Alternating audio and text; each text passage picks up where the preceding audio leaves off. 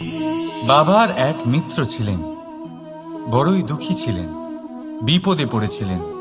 কি করবেন? ব্যবসা ভালোভাবে চলছিল না, বাড়িতে শান্তি ছিল না, সমস্ত জায়গায় ক্ষতি হচ্ছিল। তাই উনি একজন জ্যোতিষীকে দেখালেন। জ্যোতিষী বললেন, আপনার যে বাড়ি আছে সেটা আপনার জন্য অশুভ, আপনার এই বাড়ি পাল্টে ফেলুন। উনি বাড়ি পাল্টে ফেললেন, তবুও ওনার সমস্যার সমাধান হলো না।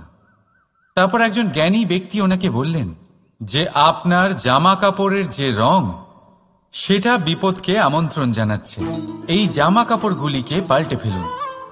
উনি সেগুলো পাল্টে ফেললেন, তাও সমস্যার সমাধান হলো না। আবার একজন জ্ঞানী ব্যক্তি বললেন যে আপনার আশেপাশে যে মানুষজন রয়েছে তারা এটা চায় না যে আপনি সফল হন, তারা আপনার ক্ষতি চায়, তাদের সাথে সমস্ত সম্পর্ক ভেঙে ফেলুন। তো উনি সম্পর্ক ভেঙে ফেললেন, কিন্তু তাতেও ওনার জীবনে কোনো পরিবর্তন এলো না। তার মানে তিনি বাড়ি পাল্টালেন, জামা কাপড় পাল্টালেন, সম্পর্ক পাল্টালেন, যেটা পাল্টালেন না তা হলো স্বভাব। এই যে স্বভাব, এটা অত্যন্ত গুরুত্বপূর্ণ। এই স্বভাবই আপনার ব্যক্তিত্ব তৈরি করে।